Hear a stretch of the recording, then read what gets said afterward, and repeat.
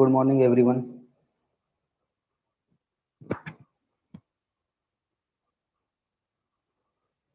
आप सभी का गोल आईएएस में स्वागत है। Welcome to Goal IAS academy.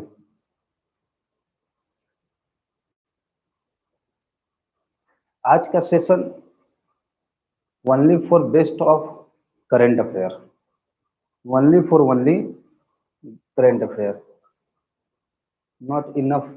और एग्जाम के पर्पस से बहुत ही इम्पोर्टेंट सेक्टर है जिसे इग्नोर नहीं किया जा सकता।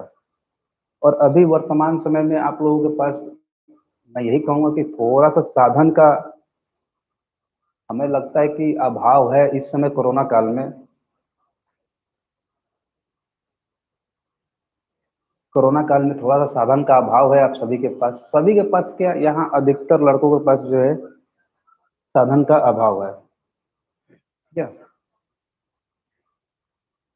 तो मैं कोशिश कर रहा हूं कि मैं इस साधन को पूर्ति कर सकूं। देखिए, टाइम वेस्ट ना करते हुए यहाँ पर ज्यादा देर समय नहीं देते हुए अब अपने लेक्चर को शुरू करते हैं।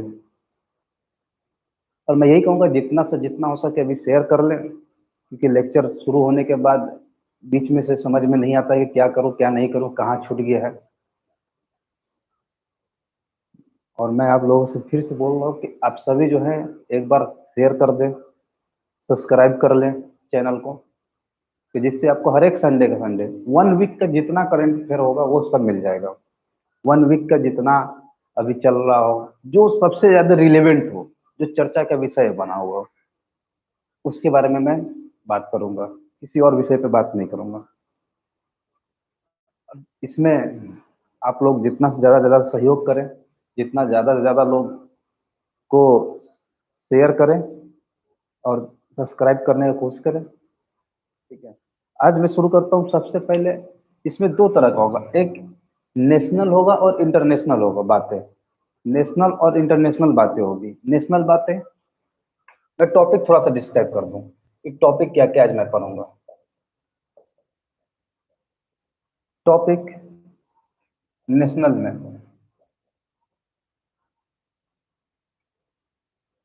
नेशनल नेशनल टॉपिक में शायद आप लोग जो कमेंट करके बताएंगे कि क्या क्लियरिटी आ रही है, क्या विजिबिलिटी क्लियर है क्या।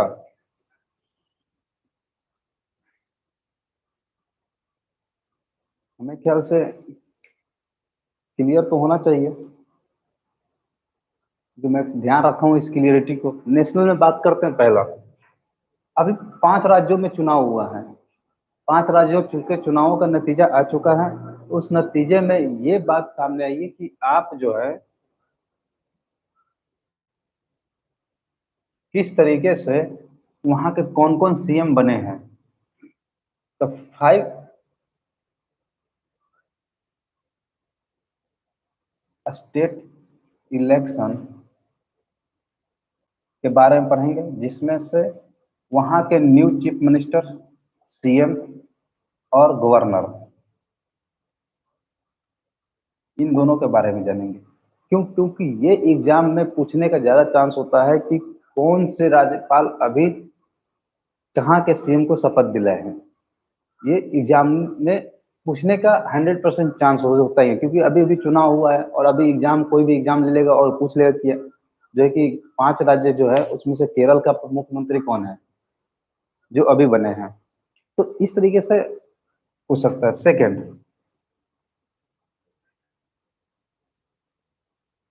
प्रधानमंत्री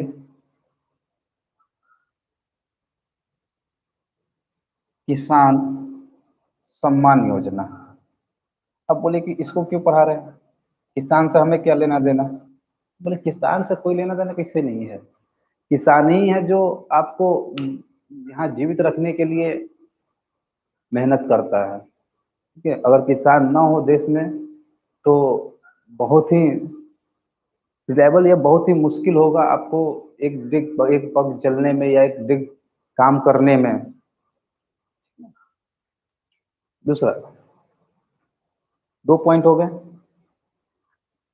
और एक थर्ड पॉइंट है,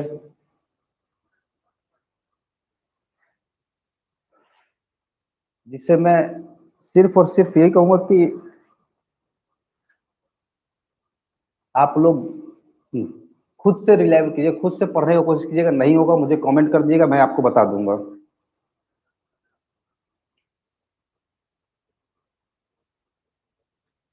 तीसरा पॉइंट है, तीसरा को छोड़िए, अब इंटरनेशनल पे आते हैं, उससे मैं बाद में। इंटरनेशनल, इंटरनेशनल पे मुझे ज्यादा फोकस रहेगा, क्योंकि अभी तक इंटरनेशनल जो है ज्यादा चल रहा है। इंटरनेशनल में ज्यादा चर्चा के विषय कौन कौन सब्जेक्ट बना हुआ है, जरा ये देख लें जरा। पहला, आयरन डोम। आयरन डोम जो है एक मिसाइल प्रणाली है, ठीक है ना, एक मिसाइल सेक्टर का है, मिसाइल है। अब इस मिसाइल का हमें बोलिए कि करंट से क्या मतलब है। तो करंट से मतलब है, आप देखिए जरा कैसे रिलेटेड है। अल अक्सा मस्जिद,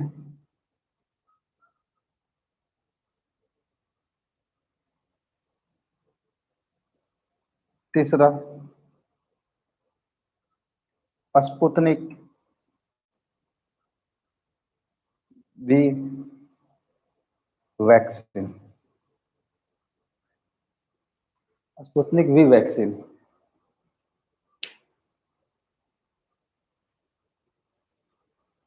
मैं ये तो,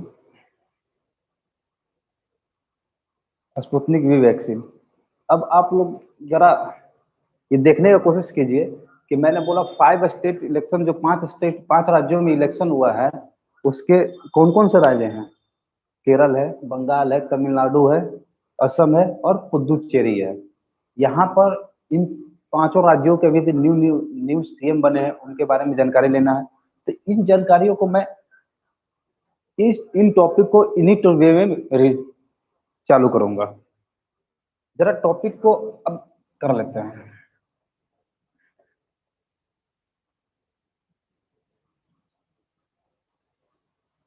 नेशनल में आते हैं। नेशनल में फर्स्ट टॉपिक कि सीएम, 5 राज्यों के सीएम।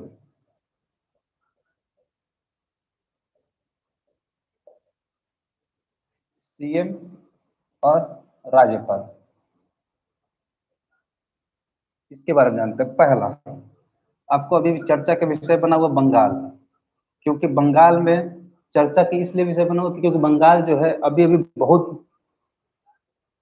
ही बुरी मत से जो है कि बहुत, जिसमें दावा किया जा रहा था कि मैं इतना सीट लाऊंगा, उतना सीट लाऊंगा, एक भी सीट जो है कि उससे फाजिल नहीं आया जितना कहा गया था। यानी कि बंगाल में बीजेपी की हार हुई। इस बीजेपी की हार के बाद जो है कि किसकी पार्टी बनी, तृणमूल कांग्रेस की, टीएमसी। टीएमसी, टीएमसी में जो है कि सीएम बने कौन, ममता बनर्जी। ममता बनर्जी ये तीसरी बार, थर्ड बार सीएम बनी है। ठीक है। अभी वर्तमान समय में राज्यपाल कौन है,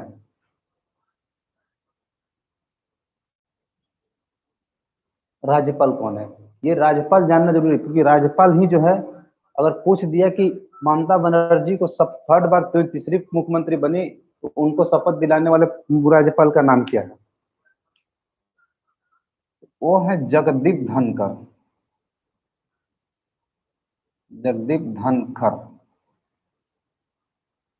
जगदीप धनखड़, जगदीप धनखड़ जो है वो यहाँ के राज्यपाल हैं। सेकंड, सेकंड सबसे चर्चा का विषय रहा तमिलनाडु।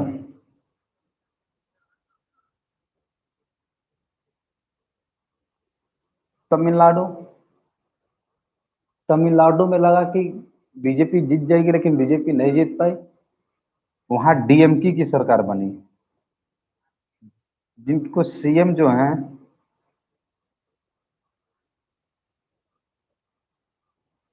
एम के स्टालिन है, एम के स्टालिन है।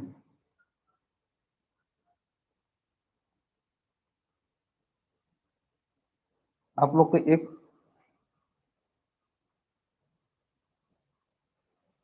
आप लोगों को एक होमवर्क दिया जा रहा है, एम के स्टालिन का पूरा नाम खोजिएगा, ठीक है ना। सर्च मारिएगा, एम के स्टालिन का नहीं मिलेगा, कमेंट कर दीजिएगा हमें। कमेंट करके बताइए कि एम के स्टालिन का पूरा नाम क्या है। यहाँ के राज्यपाल किन्हीं को कुछ पता है तो कमेंट करके बता सकते हैं।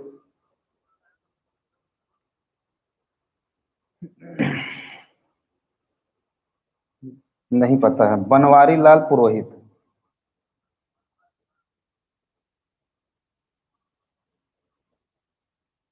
अब बोलिए कि हम तो इसे नेट से ही पढ़ सकते हैं। पढ़ तो बहुत कुछ सकते हैं नेट से आप, लेकिन क्या पढ़ते हैं ये सोचिए। क्या आपको ये एक जगह मिल जाएगा? फिर थर्ड, असम। असम को देखते हैं। असम में जो है बीजेपी की सरकार आई। बीजेपी से बीजेपी नहीं रही, वहां मिलकर के सरकार आई, सिर्फ प्रॉपर बीजेपी की ही नहीं आई, ठीक है। तो वहां पर सीएम जो है, सीएम कैंडिडेट हैं, मैंने सीएम बने नहीं है, फिर बोल रहे हैं यहाँ का जो सीएम है अभी तक शपथ नहीं लिए हैं। 24 मई के बाद शपथ लेने वाले हैं। तो ऐसे कैंडिडेट का मैं नाम बता दे रहा हूँ, उनका नाम है सर्बानंद सोनेवाल।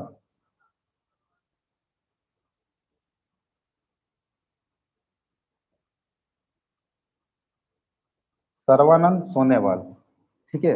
और यहाँ का राज्यपाल हैं जगदीश मुखी।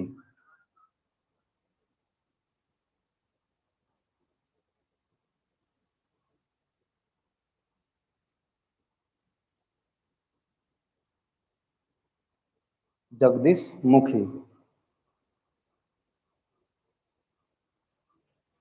शायद लगता है कि लाइट का प्रॉब्लम आ रहा है क्या?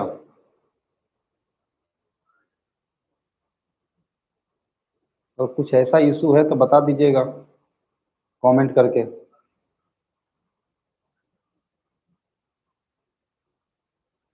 क्योंकि मैं थोड़ा सा लाइट फ्लक्चुएट कर रहा होगा हमारे ख्याल से, लग तो रहा है यही, मैं जहां तक समझ पा रहा हूँ। नेक्स्ट देखते हैं। आप लोग लिख लीजिएगा या वीडियो को एक बार पॉज करके लिख लीजिएगा। पॉज नहीं, मैंने जब वीडियो मैं बोल रहा हूँ साथ साथ लिखते चलिएगा।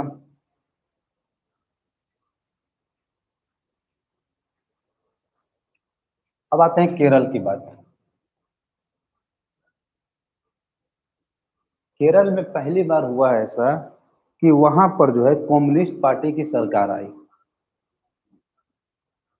ठीक है। तो इस कम्युनिस्ट पार्टी के जो है सरकार में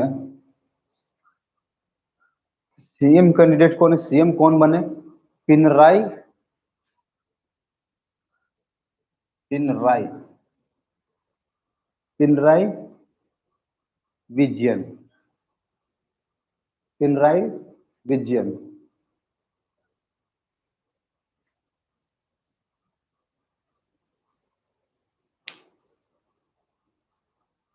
थोड़ा सा डिस्टरबेंस माफी चाहूंगा, लोग कमेंट करिए।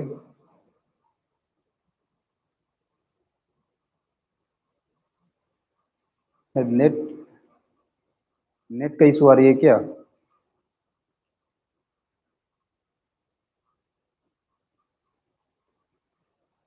कमेंट करके बताइए कि नेट की इशू आ रही है क्या। मैं अब देखते हैं केरल के राज्यपाल कौन है। केरल के राज्यपाल हैं आरिफ मोहम्मद खान।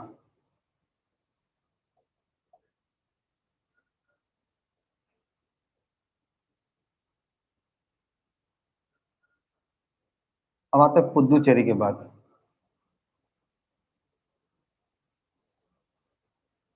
पुदुचेरी, पुदुचेरी,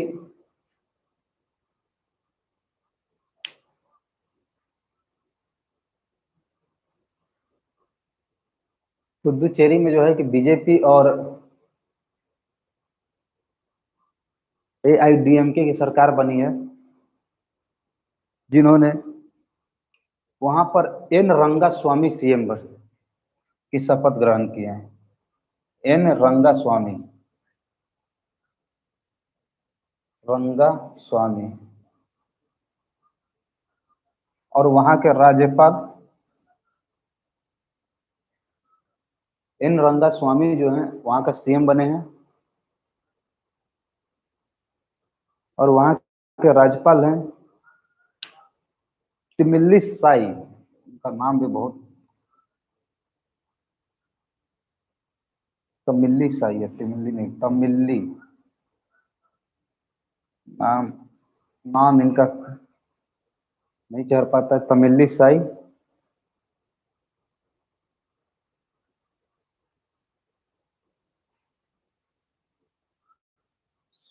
सुधर राजन।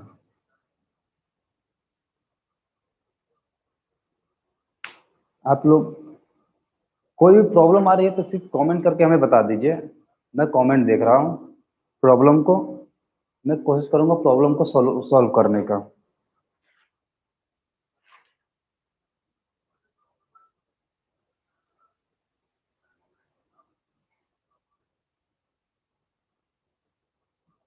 प्रॉब्लम को मैं सॉल्व करूंगा। प्लीज कमेंट कमेंट करके बताइए कि क्या प्रॉब्लम आ रही है इस बोर्ड में, क्या दिक्कत आ रही है। ठीक है, मैं सॉल्व करने की कोशिश करूंगा।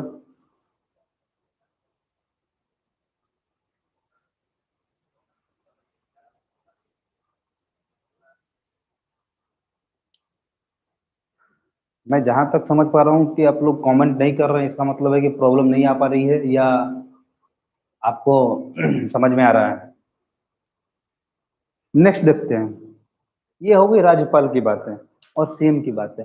ये जो है कि बस एग्जाम भी उससे इम्पोर्टेंट है, क्योंकि एग्जाम में पूछने का चांस ज्यादा होता है, चाहे वो रेलवे हो, बीपीएससी हो, चाहे कोई भी एनीबडी हो।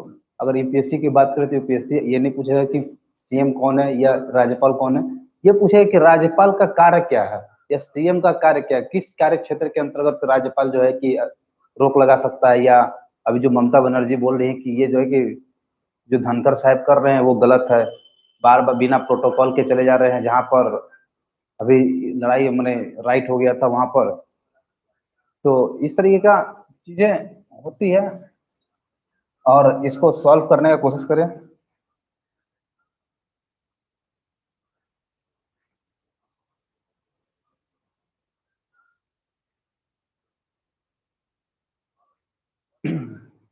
सेकंड सेकंड थिंग है प्रधानमंत्री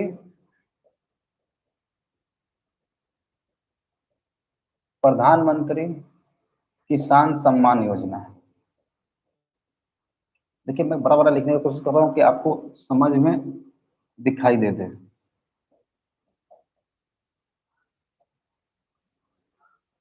प्रधानमंत्री किसान सम्मान योजना, प्रधानमंत्री किसान सम्मान योजना। इसको हम लोग, पहली बात इसे हम लोग प्रधान पीएम किसान भी कहते हैं, पीएम पीएम किसान भी कहते हैं। अच्छा, ये चीज जो है, आप बोलिए क्यों बता रहे हैं, क्यों बताने का पर्पस है। ये देखिए, ये प्रधानमंत्री किसान सम्मान योजना जो है आया था 2019-20 के बजट में। 2019-20 के बजट में आया था, और बजट में आने के बाद जो है कि लगातार जो है इसमें किसानों को हर एक वर्ष 6,000 रुपया का दिया जा रहा है। 6,000 रुपये देने का मतलब है कि उनको प्रधानमंत्री का जो स्टैंड है कि मैं 2022 तक किसानों की आय को दुगनी कर दूंगा, उस स्टैंड को लेकर के वो तत्पर है। इसलिए जो है कि ये जो है स्कीम लाया गया कि किसान को साल में 6,000 रुपया देंगे। वो 6,000 जो है 3 किस्तों में दिया जाएगा। वो एक किस्त में 2,000, फिर अगले किस्त में 2,000, फिर अगले किस्त में 2,000, इस तरह से 2-2 हजार करके वो दिया जाएगा। ये 2-2 हजार करके किस्त देने वाली बात रही, तो इससे आप खुद सोच सकते हैं कि ये जो है अभी वर्तमान समय में क्यों बता रहे हैं। वर्तमान समय में बताने का मेरा पर्पस जो है, सिर्फ और सिर्फ ओनली पर्पस जो है मेरा, अभी जो है कल कल ही की बात है।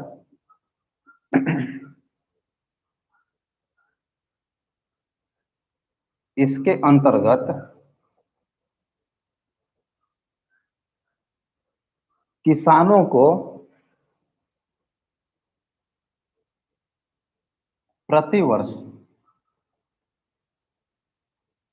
6,000 रुपया, ठीक है, 6,000 रुपया, 6,000 रुपीज दिया जाएगा।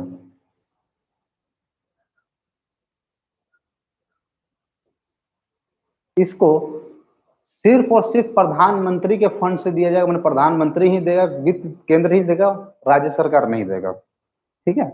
इसको एक कंडीशन है, इस देने का एक कंडीशन ये लगाया गया है कि 2 हेक्टेयर तक, 2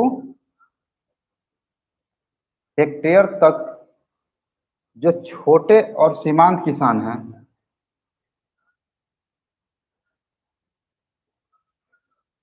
छोटे किसान हैं, उन्हीं को दिया जाएगा।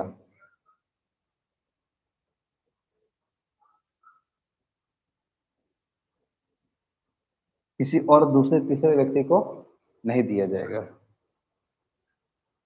इसमें अब कहेंगे कि आप बता क्यों रहे हैं, बार बार हमको ये समझ में नहीं आ रहा है कि आप बता क्यों रहे हैं। इसके बताने का काम है कि प्रधानमंत्री ने शुक्रवार को इसकी 8वीं किस्त लॉन्च कर दी है। इसकी 8वीं किस्त जारी कर दिया गया है, जो कितना है, वो किस्त है 18,000 करोड़। 18,000 करोड़, 18,000 करोड़, ये 18,000 करोड़ इसमें लाया है। इस योजना का सिर्फ और सिर्फ मात्र एक ही उद्देश्य था, किसानों की आय जो है बढ़ोतरी करना। आप बताइए कि इसमें कितने किसान के पास 2 हेक्टेयर की भूमि है, या 2 हेक्टेयर से अधिक भूमि है। ये बहुत ही कम लोगों के पास जो है कि 2 हेक्टेयर की भूमि हो, किसी किसी के पास जो है कि ज्यादा नहीं होता, 1 कट्ठा 2 कट्ठा होता है, मतलब जो भी होता है, 1 हेक्टेयर से कम होता है। तो ये चीजें जो है थोड़ा सा समझने लगे कि ये किस किन के लिए स्कीम है। ये उन्हीं के लिए स्कीम है जो बड़े पैमाने पर खेती करते हैं या जो काम करते हैं उनके लिए है। किसी तुम जो छोटे गरीब मजदूर है उनके लिए नहीं है।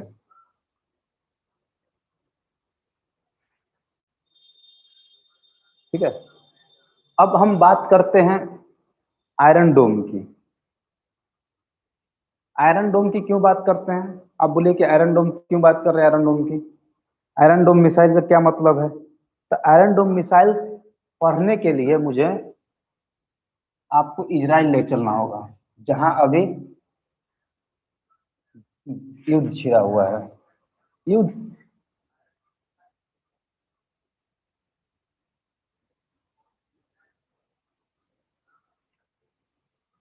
आयरन डोम क्यों जरूरी है पढ़ना। आयरन डोम से पहले मैं थोड़ा सा अल अक्सा मस्जिद के बारे में बात करूंगा, क्योंकि उसी के बाद ये चर्चा में आया है।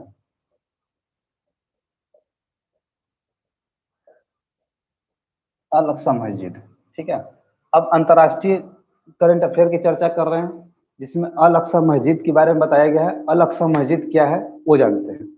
अल अक्सा मस्जिद जो है, ये कहा नाम है कि यहाँ पर 3 लोगों का, एक तो ईसाइयों का, यहूदियों का और मुस्लिमों का, तीनों का पवित्र स्थल माना जाता है। लेकिन ऐसे मुस्लिमों का जो का मक्का मदीना है, उसके बाद 3rd नंबर में आता है अल अक्सा मस्जिद के बारे में। थर्ड जो है कि अल अक्सा मस्जिद जो है, यहाँ पर ये मस्जिद है। तो इस मस्जिद का जो है एक चर्चा का विषय क्या है, सबसे बड़ी बात कि इस मस्जिद पे जो है कि इस मस्जिद के दावा जो है 2 लोग करते हैं। इस मस्जिद के जो पूर्वी दावा करने वाले 2 लोग हैं। दावा करने वाले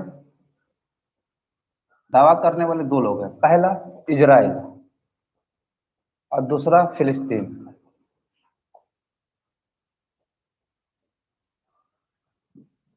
फलस्तीन होता है। दावा करने वाले 2 लोग हैं, एक जो है कि इजराइल है, एक फिलिस्तीन है। इजराइल क्यों दावा कर रहा है, और फिलिस्तीन क्यों दावा कर रहा है? पहली बात, इजराइल जो है, इजराइल का महत्व क्यों है और इतना इजराइल जो है इस क्षेत्र को लेकर के, अल अक्सा मस्जिद के क्षेत्र को लेकर के क्यों इतना उतावलापन हो रहा है, चाहे ये क्यों अधिकार करना चाहता है, इसके बारे में थोड़ा सा मैं बताना चाहूंगा। देखिए, प्रॉब्लम ये संघर्ष तब शुरू हुआ जब इजराइल को अंग्रेजों और फ्रांसीसियों ने मुक्त कर दिया, क्योंकि यहाँ पर अधिकार उन्हीं का था, अंग्रेज और फ्रांसीसियों का। तो उन्होंने इसको मुक्त कर दिया। जब मुक्त किए तब यह जो है इजराइल राज्य बना, मतलब इजराइल देश बना। और इस इजराइल देश ने क्या किया कि अपनी ताकत में जो है आसपास के क्षेत्रों पर कब्जा करने लगा। और उसी आसपास के क्षेत्र में एक जो है क्षेत्र था, एक क्षेत्र है फिलिस्तीन, जस्ट उसके बगल में है, फिलिस्तीन बगल में है। और जो है यरूशलेम, एक यरूशलेम नाम है।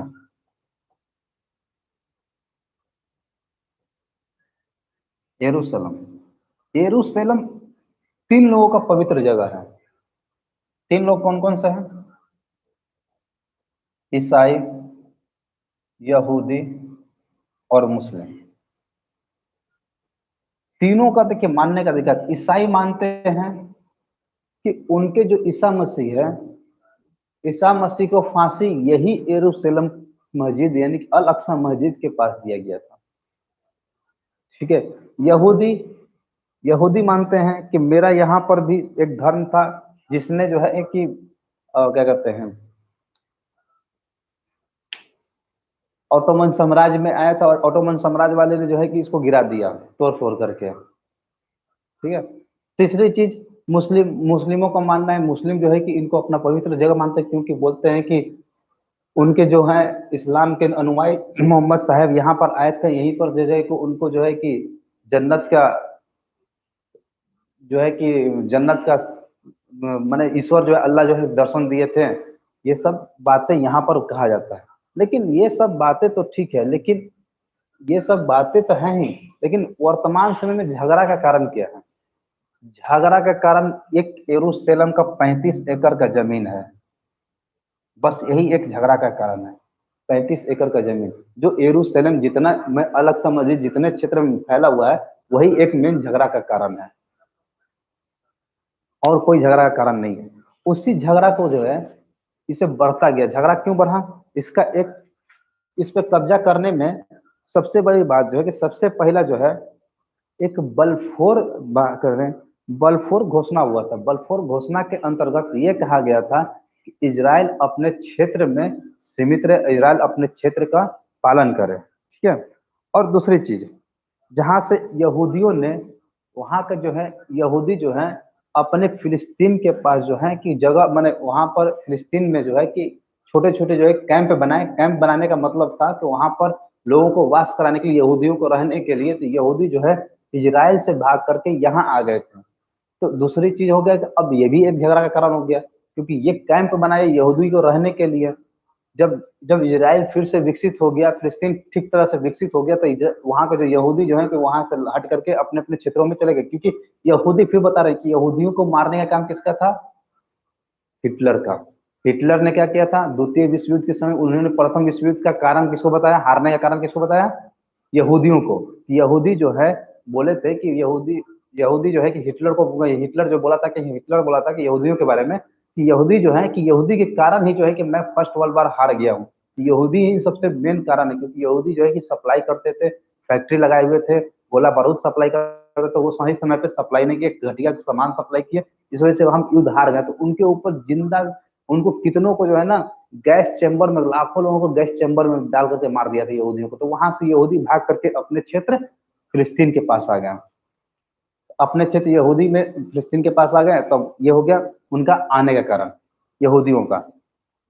तीसरे, ये युद्ध जो है एक 6 डे वार के नाम से जाना जाता है। 6 डे वार,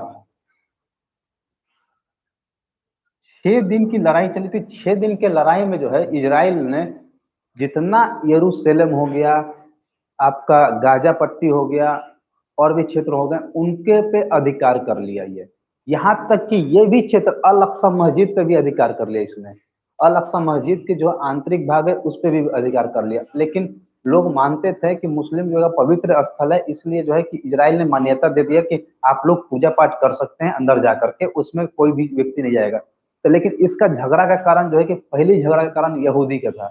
पहला व्यक्ति एक यहूदी व्यक्ति जो है, यहूदी व्यक्ति जो है कि उसके अंतर्गत उसे अंदर चला गया, जिस परिसर को वो लोग पवित्र मानते थे, उस पवित्र स्थल में जो है वो चला गया। तो उस पवित्र स्थल में जाने का वजूद ये हो गया कि वो लड़ाई बढ़ गया, बोला कि तुम कैसे आ सकते हो मेरे पवित्र जगह में, मैं तुम्हारे पवित्र जगह में नहीं जाता हूँ। और यहूदी जो मानते थे, यहूदी के एक पूर्वी दीवार है, पूर्वी, वहीं पर पूर्वी दीवार है जहां पर दीवार है, ठीक है ना, वहीं पर वो लोग यहूदी जो है कि पूजा पाठ करते हैं। उनका मानना है कि मेरे जो है नबी, उनके जो ईश्वर हैं वो वहां पर आए थे, वहीं पर उनका पहले जो है कि वहां एक दीवार है, ऐसे ही दीवार बना हुआ, पहले मंदिर था, मैंने उन लोगों का मंदिर बनाया हुआ था यहूदी का, वो ढा दिया गया था, तोड़ दिया गया था, तो वो एक सिर्फ दीवार बना हुआ है। उस दीवार में जो है कि खांचा, हल्का हल्का खांचा बना हुआ है, तो वो खांचा में जो है कि अपना लेटर लिख करके रख देते हैं, बोलते हैं कि मेरी मान्यता सही मनोकामना पूरा करिएगा। तो इस मनोकामना को पूरा करने के चक्कर में जो है वहां पर मनोकामना पूरा तो होता ही होता है कि नहीं होता मुझे नहीं पता, लेकिन वो झगड़ा का एक कारण बन गया, क्योंकि उधर से मुस्लिम लोग क्या करते हैं, पत्थर फेंक देते हैं। कभी कभी जो है कि मुस्लिमों का इतना शरारती तत्व है कि अंदर से जो है कि इस दीवार ये है, दीवार ये है, और इधर जो है कि मुस्लिमों का परिसर है, जिस परिसर के बारे में जो पवित्र परिसर है, उस परिसर में से इधर से पत्थर फेंक देते हैं। तो इस वजह से यहाँ के लोगों को भी एक दिक्कत होता था। झगड़ा का एक कारण ये भी बन गया। दूसरा कारण, एक और कारण था कि वहां का जो है मुस्लिम का एक समुदाय जो है यहूदियों के क्षेत्र में चला गया, यहूदी के क्षेत्र जो पवित्र जो दीवार मानते थे उस पे चला गया।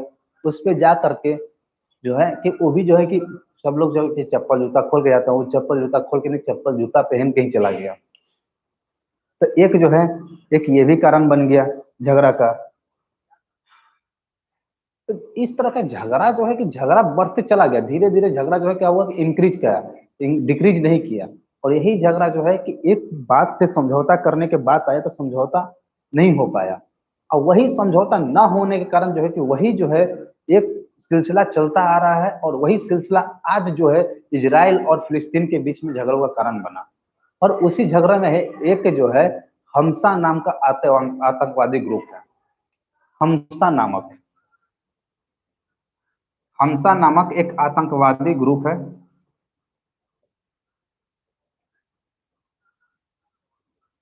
जो फिलिस्तीन में है, फिलिस्तीन का है।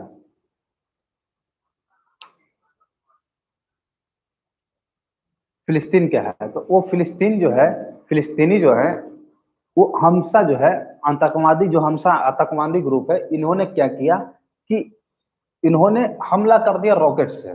अभी वर्तमान समय की बात बता रहा हूँ, इन्होंने हमला कर दिया रॉकेट से। तो रॉकेट से हमला करने के जो है जवाबी कार्रवाई में भाई इजराइल भी अपने मिसाइल डिफेंस को इतना बढ़ा चुका है कि इसके सामने अच्छे अच्छों का बोलती बंद हो जाता है। ठीक है, तो ये तो फिलिस्तीन है, ये तो छोटा मोटा देश है, वहां पर राफेल उफेल सब बनाता हुआ है। तो इन्होंने इजराइल जो है, इजराइल जवाबी कार्रवाई करने के लिए आयरन डोम नामक एक मिसाइल प्रणाली को वहां पर लाया। फिर बोल रहे हैं आयरन डोम, अब समझना कि आयरन डोम की बात क्यों कर रहे हैं। आयरन डोम इसलिए आया, आयरन डोम, ये आयरन डोम चर्चा का विषय इसीलिए बना क्योंकि अल अक्सा मस्जिद में हमसा ने जो हमसा आतंकवादी ग्रुप है उसने क्या किया, हमला कर दिया। अगर हमला ना किया होता तो दिक्कत ना होती, अगर हमला करता तो ये आयरन डोम चर्चा का विषय नहीं बना होता। और एक और चीज, दूसरी बात होती है, बताएंगे आयरन डोम कैसे काम करता है अभी बताएंगे। तो ये जो है एक और विषय है कि भारत के साथ इजराइल और भारत का संबंध अच्छा है, फिलिस्तीन के साथ भी संबंध अच्छा है।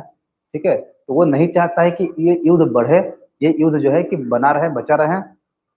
आप गुड मॉर्निंग,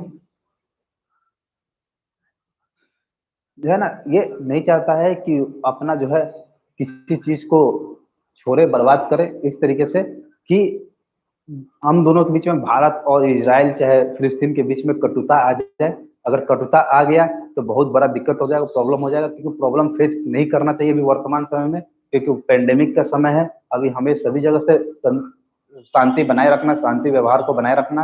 और भारत ऐसे भी जो है कि गुटनिरपेक्ष आंदोलन का कार्य करता रहा है, और गुटनिरपेक्ष आंदोलन के तहत जो है कि वो शांति बनाने के पक्षधर है, न कि अशांति फैलाने का। तो इस तरीके से जो है कि भारत ने एक प्रस्तावना दिया, एक प्रस्तावना चर्चा के विषय बना, इसी में एक प्रस्तावना चर्चा के विषय बना है।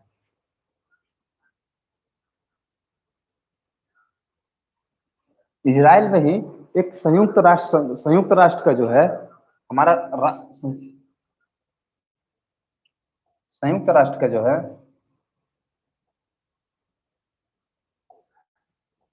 संयुक्त राष्ट्र का एक प्रस्तावना है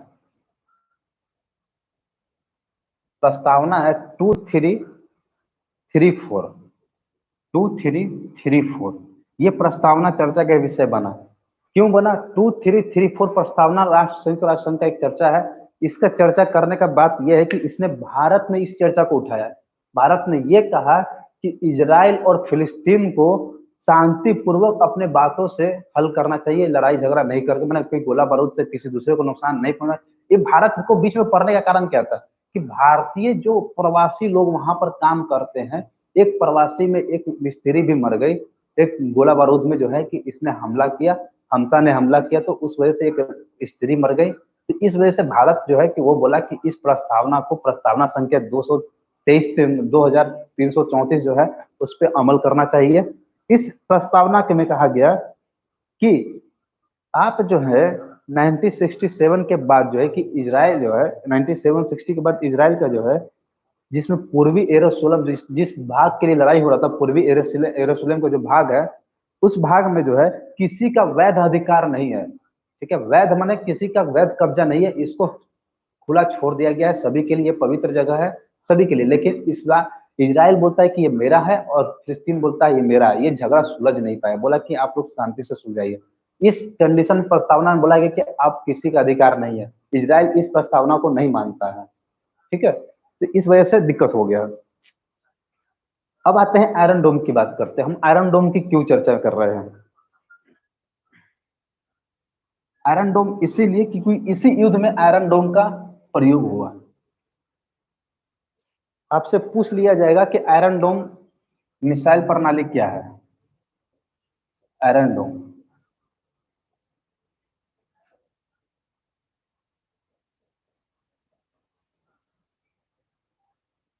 आयरन डोम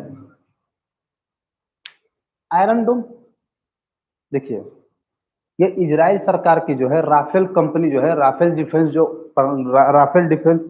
एडवांस डिफेंस कंपनी जो है उसको बनाई है। ठीक है, इसको बनाने के लिए राफेल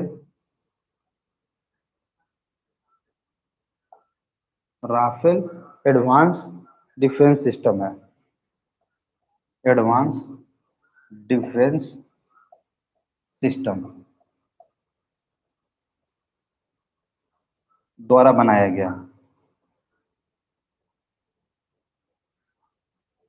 दूसरा, इसमें प्रणाली काम कैसे करता है? ये आयरन डोम प्रणाली जो है, मिसाइल प्रणाली जो है, आयरन डोम मिसाइल प्रणाली काम कैसे करता है? इसमें तीन तत्व, तीन चीज लगा हुआ है, तीन तकनीक है, तीन तकनीक है। पहला तकनीक है रडार, कंट्रोल सेंटर,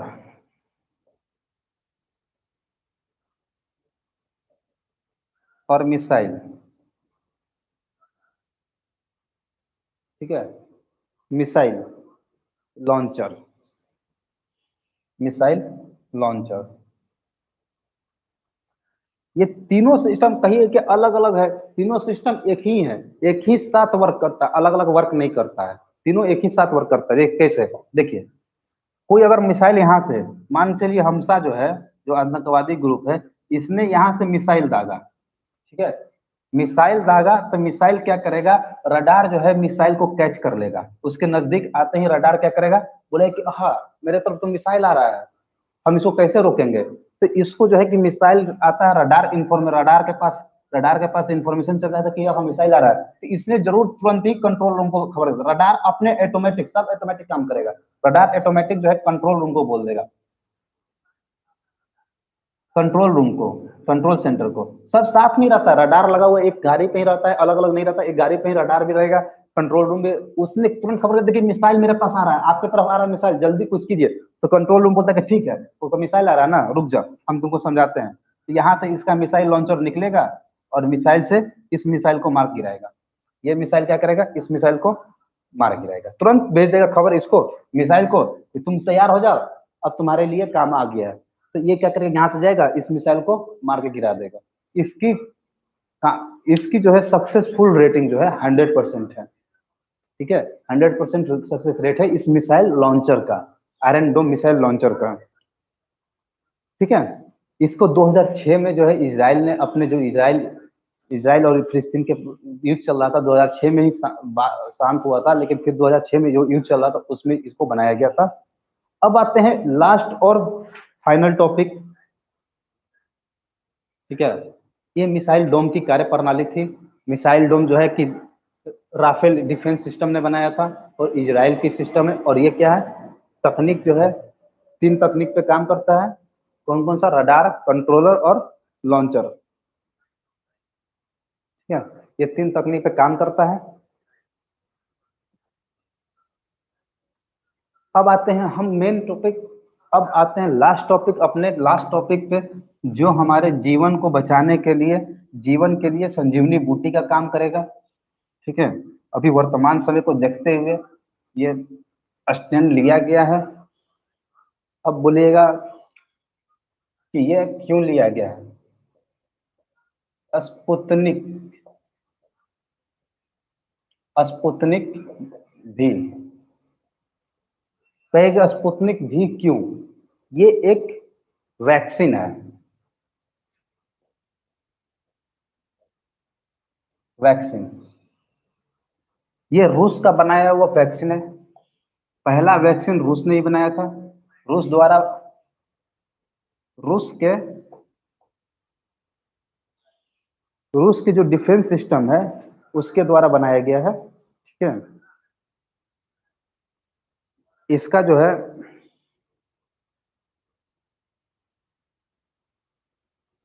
रूस के रक्षा केंद्र द्वारा, रूस के रक्षा संस्था द्वारा बनाया गया है। रूस के रक्षा डिफेंस सिस्टम, रक्षा सिस्टम के द्वारा बनाया गया है। रक्षा मंत्रालय द्वारा बनाया गया है। रक्षा मंत्रालय अब प्लस एक और हैं, उनको मिल करके गमालिया रिसर्च इंस्टीट्यूट है, गमालिया रिसर्च इंस्टीट्यूट,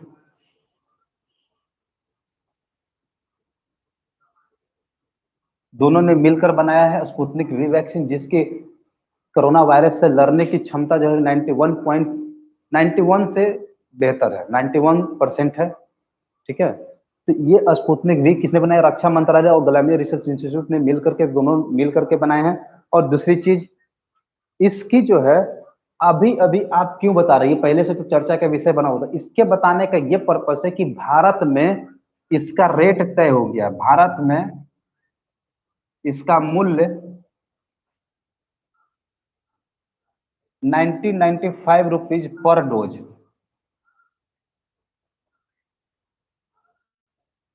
निर्धारित किया गया है।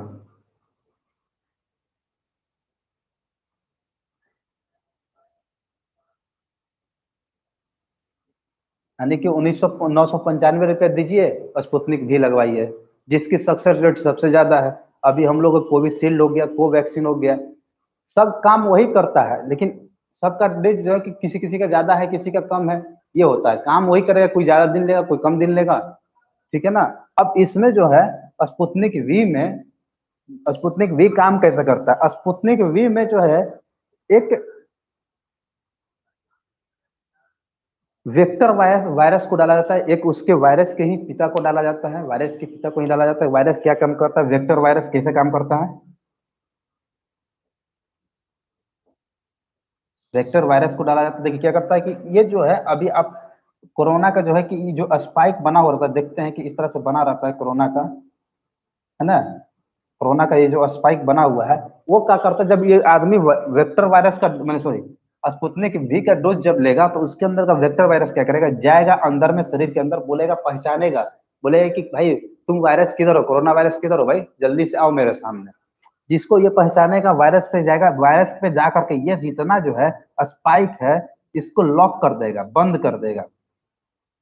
स्पाइक को बंद कर देगा। तो स्पाइक बंद कर देगा तो इसको खाने का जो जरिया मिलता है, जो हमारा ब्लड से जो कोरिलेट करता है, और ये जा करके क्या करता था, ऐसे जा करके ऐसे ऐसे ये जाता था और ये गड़ जाता था, जिसमें कैसे होता है कि हम लोगों को कांटा चुभ जाता है, तो उस तरह से ये लंग्स में जा करके, फेफड़े में जा करके ये चुभ जाता है, ये सट जाता है, और इसको स्पाइक की तरफ बंद कर दिया जाएगा, इसको बंद कर दिया जाएगा, तो ये क्या हो जाएगा, रोटेट कर जाएगा, गोल बन जाएगा। तो गोल बन जाएगा तो क्या होगा, रोटेट करके क्या होगा, हमारे शरीर से बाहर निकल जाएगा, बाहर निकल जाएगा या किसी जरिए से बाहर निकलेगा, ये हो जाएगा। तो ये स्पुतनिक वी वायरस काम करता है इस तरीके से। तो स्पुतनिक वी वायरस जो है उसको बनाने वाले मंत्रालय, रक्षा मंत्रालय रूस के, और गमालियल रिसर्च इंस्टीट्यूट है। और जो है कि भारत में इसका जो है कि भारत में मूल्य तय हो गया 99,995 ₹1995। एक्चुअल रेट इसका ₹1995 नहीं है। एक्चुअल रेट जो है, एक्चुअल मूल्य जो है वर्थ, एक्चुअल प्राइस जो है, एक्चुअल रेट जो है इसका जो है कि ₹948 है, 948 लेकिन 5% टैक्स लग जाता है हमारा। 5% क्या लगता है, टैक्स लगता है। इस टैक्स को करने का कारण ही 99.5 हो जाता है, ₹1995 हो जाता है। अगर ये टैक्स ना लगे तो मेरा ₹1995 नहीं लगेगा। ये हो गई आज का। इससे जो है, हाँ, और एक और इसमें चीज बताना, सॉरी, इसमें भारत के जो है कि भारत में जो है doctor Reddy's institute,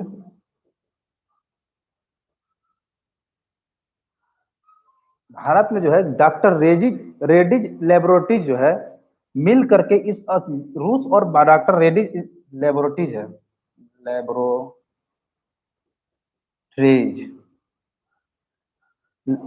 doctor Reddy's laboratories जो है मिल करके जो है इसको बना रहा है। इसको क्या कर रहा है, डॉक्टर रेड्डीज और रूस के बाद समझौता हुआ है, बोला है कि हम दोनों मिल करके भारत में स्पुतनिक का विकास करेंगे, और इस स्पुतनिक का विकास डॉक्टर भारत में डॉक्टर रेड्डीज लेबोरेटरीज ने कर रहा है।